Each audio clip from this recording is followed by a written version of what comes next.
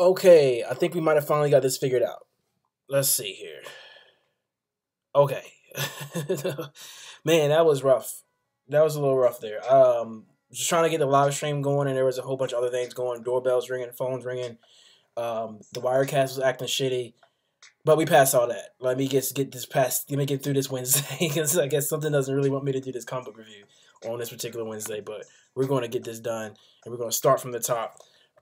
Man, there was a few people joining in and out, but they'll probably never come back, and that's unfortunate. But oh man, I'm glad we didn't have a lot to talk about. I'm glad I didn't get deep in all that stuff because man, life is funny, and then it isn't, and then it's funny. So, but then again, but then at the end of it, life is funny. So, appreciate it.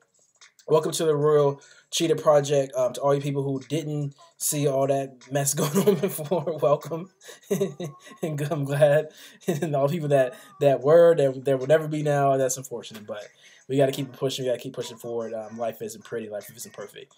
Okay, so let's get right into this. Tekken. Tekken, the Tekken 4 out of 4. Really good.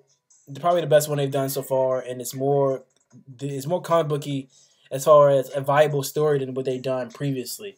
The other ones were more, just seemed like gaggy, and it just seemed like Tekken didn't take itself too seriously. It was just like, okay, we're a fighting game, and we're just some of our designers know how to draw, so let's just do this shit. That's what it seemed like. And but number 4 takes on a different tone, and it just seems to be a little bit more adult, a little bit more the story's a little bit more grounded. It just makes more sense, and it just feels more comic book in that way. It seems like more of like a good try actually being like a legit story and a legit piece of work as opposed to just like an appetizer or flyby thing, which it felt like before.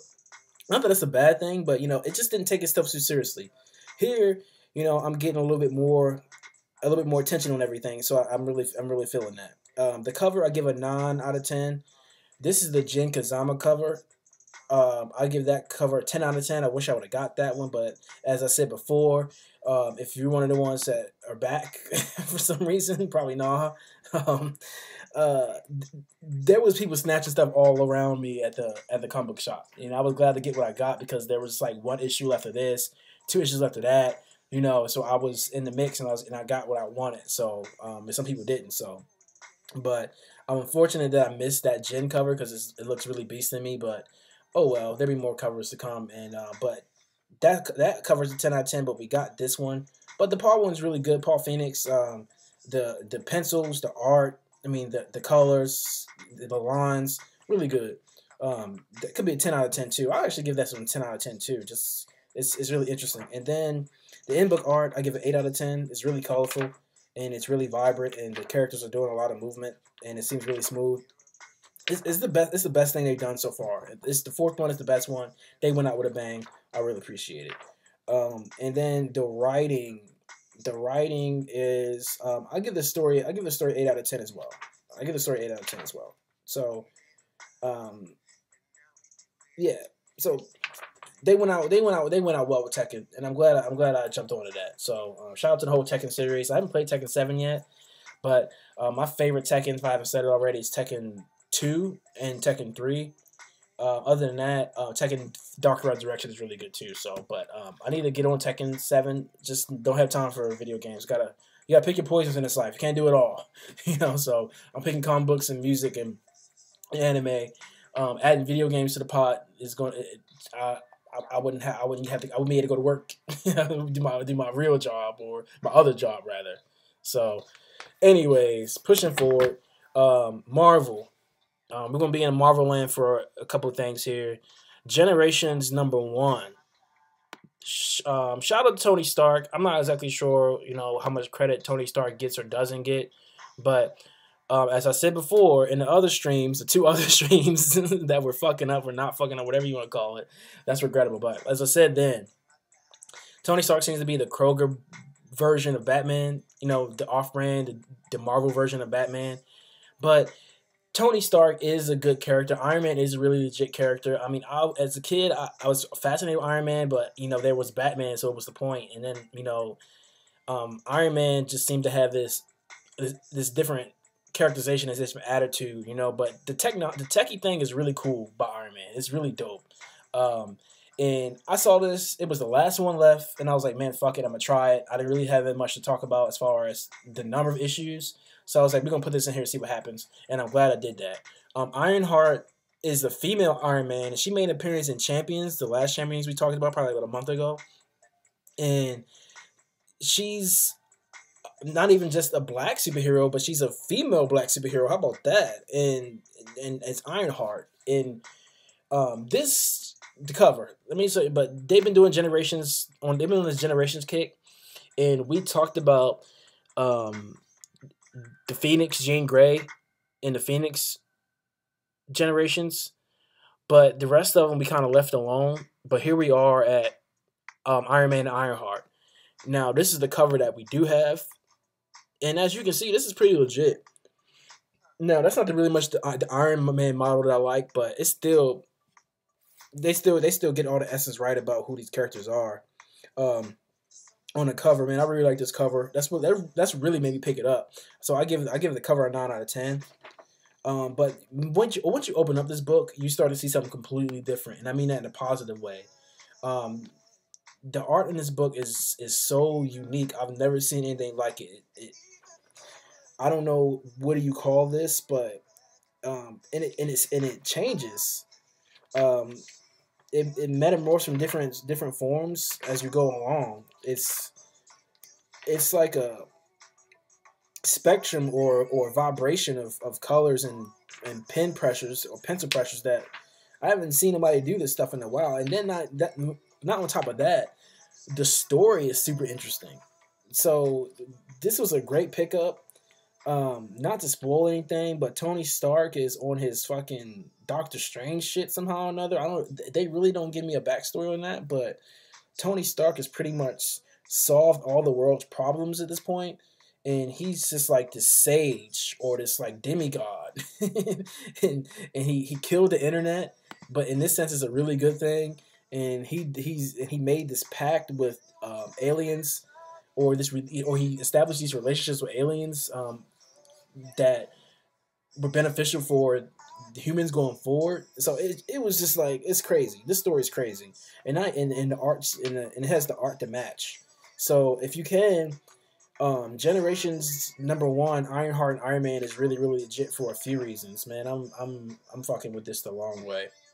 So I give the art honestly, from how progressive this art is and the angles that they take and what happens here, man, I give the art a 10 out of 10. Like seriously. It seems like maybe 3 or 4 different people did this together. Let me see if I'm right about that. Writer Brian Michael Bendis, pencils Marco Rudy, Sizemon Kadransky, and then Nico Leon. So yeah, there was 3 pencils, and there's 1, 2, 3, 4 different inkers. So yeah, Sizemon Kadransky is also an inker. Will Seleni and Scott Koblish and Nico Leon all did. So a lot of them did the inks and the pen. So this was just a collabo effort. So man, this is legit. Cover 9 out of 10, story 9 out of 10, art 10 out of 10. Or it might flip between the story and art, which one's 10 out of 10. But this is legit. Ironheart and Iron Man Generation #1. I would definitely see if you can get a hold of that. So shout out to you, Marvel. That's good shit. So now a story that I'm even more excited about when it came into Marvel, and Marvel was surprising me because every time I pick up something that's like off the beaten trail that I really necessarily didn't plan on fucking with, it surprises the hell out of me. I've came out and said before that Cyclops is my favorite X-Men. My favorite male X-Men, my favorite female X-Woman is probably Psylocke, but still, I think Cyclops is TBE. Honestly, I think Cyclops. I think obviously a lot of people love Wolverine, but it goes to me Cyclops, Psylocke, Jean Grey / Phoenix, and then maybe Wolverine. And then there's a few others in the minute around there. I like Professor X a lot too. We'll get into that later, but. Cyclops is TBE to me. And this story is a really, really good story. The art is really, really good. I'm glad I got this cover. This is the cover that I have, but obviously it says the title around that, somewhere around the top. But um, they give a really good Cyclops story and a really good view on what it might be, for lack of a better word, perspective on what it might be to be Cyclops. Because Cyclops goes into some detail about, man, he can't see he can't see outside of those red quartz glasses. He can't. All he see is red. Like, and without those glasses, he's a danger to everybody around him. And he goes on to say that he's never seen a girl look at him affectionately. He can't play sports. He what else he says? He can't go to the park and just like chill. He can't be normal. And I mean, I guess for none of the X-Men are normal, but still, Cyclops seems to have it a different way than everybody else, because technically he's a sense down, technically, in a strange kind of way. He's kind of blind. Let's say he says, I can't go swimming, I can't play sports. Um, I would never know what it's like to have a girl look at me in the eyes. I can't even cry because I'm not sure what my tears might do. So like that's deep. That's the first time recently, or in my adult years, that I'm hearing that kind of background on Cyclops. And the art in this is really good. That's why I picked up Champions in the first place. But then again, man, they just gave me a really good Cyclops story, and that really sealed the deal for me. Because again, Cyclops is the greatest, it's the best ever in my opinion. And we get a lot of X-Men stuff, but this is not an X-Men thing. This is like a pseudo Avenger squad. So we talked about Champions before, but man, this covers a 10 out of 10. The art in here is a 9 out of 10. The story's a 10 out of 10. I just was in love with this. I just was in love with this all the way from when I opened it to when I closed it. And there's some other things that happen in here that make Cyclops start talking a little bit more. And man, the art in here is beast. The art in here is a beast. So I would definitely try to pick this up if you can. I'm gonna stick around with Champions. I'm really sad I missed the #1 on this. That I was late to the party on this, but we'll get there. We'll figure all this. We'll figure all this shit out, man. If you're feeling so kind, subscribe, and then also comment. The podcast is live. Also, we're running Goku right now on this side of the project. So feel free to check all that stuff out. It's there for you. Also, the Vimeo site is down. So if any video you listen to and it says something about Vimeo, you can just go ahead and disregard that, because there is no such thing right now. I had to take the Vimeo site down for reasons, but I'm trying to figure out some other things to supplement and try to get some other things working out there, so we can get some more water in the project, so to speak. But again, hit me with a sub. And then we got one more book to talk about. Astonishing X-Men also came out. Astonishing X-Men 3, but we're pushing up to the podcast side. I like to bring one comic book to the podcast side to talk about there on Tuesdays. We do work on the podcast side Tuesdays and Fridays. We do work on here on Mondays and today, if the streaming and life ain't getting in the way. And then also we try to do things intermittently, with the Vimeo, but the Vimeo is gone. So Tuesdays on the podcast, Fridays on the podcast, Mondays and Wednesdays here. That's what the schedule is right now, but trying to get some other things worked out. Okay. But Goku's running right now, and I'm trying to get some other things running here on YouTube besides Wednesday and besides Goku. So, Batman number 30. Batman number 30 is one of those comic books you have to read a few times through to really figure out what the F is going on. I thought we were getting a little bit more than this, as far as like a big chunk of the story that was left, but they kind of just played with us again on this, and they're really good. They've been really good at doing that on this run. So the war between Joker and the Riddler, but it seemed to have taken a decisive turn regardless. But still, they're not really letting us in to what that really means. Batman makes a decision from issue 29 that we get to see which way he went, but we still don't really. That's all they really give us. They don't give us any more to really sink our teeth into. But that being the case, Batman number 30. I mean, they call this one. They're calling this an interlude. So by that, they was already playing with us. But this is the cover. I'm not too impressed with the cover. Really, I'm not really too impressed with this cover. Like, not even really that much at all. I'll give this cover like a 5 or 6 out of 10. Like, this cover's not love to me. But the in book art is love to me. I'll give the in book art somewhere between 8 and 9 out of 10. Let me give you a solid number here. Give me 1 second. And again, this is one of those books you have to read over and over again to figure out what the fuck's going on, or what the main message they're trying to get across. I'll give the art. I give the art a 9 out of 10, and I give the story an 8 out of 10. So I mean, Batman 30 is not a terrible pickup. I would pick it up, just so you're in that continuity, but.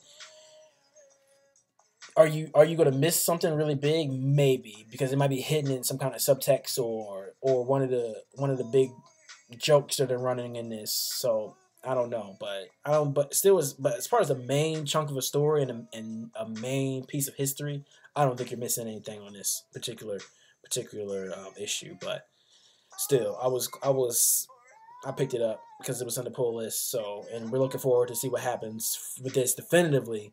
Something that we can tangibly say in Batman 31 or going forward. Again, we're pushing up the Astonishing X-Men number 3 to the podcast side. Astonishing X-Men number 3 is interesting. So we're pushing up to. We're going to talk about that Tuesday on the podcast. But other than that, man, that's a wrap. I'll say the champion, and I mean that pun intended, of this week, besides Astonishing X-Men number 3, that doesn't count, is Champions number 12. Man, that story and that arc just blew me away. So I was glad to hear that. But Generation number 1 was really good too, man. I really enjoyed everything this week, as opposed to last week that was kind of just like a WTF week.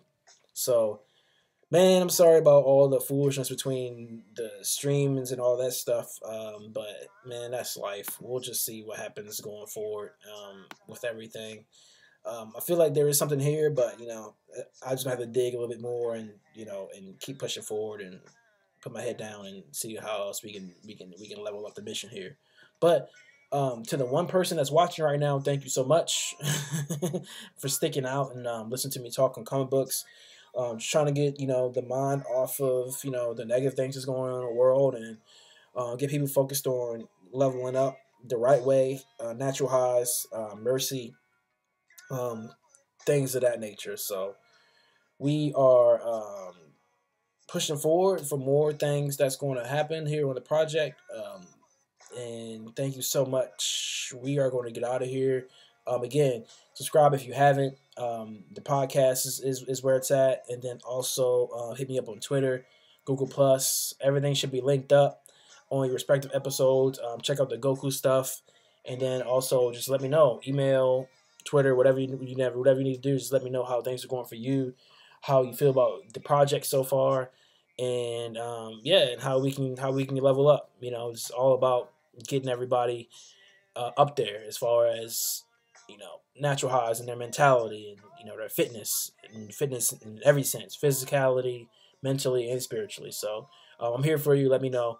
The Road Shader Project, and we'll see you next Wednesday, hopefully. If not, Friday on the podcast, and then back Monday here for whatever we got lined up on the release for the videos here on YouTube. So check you next time, The Road Shader Project. Thank you so much.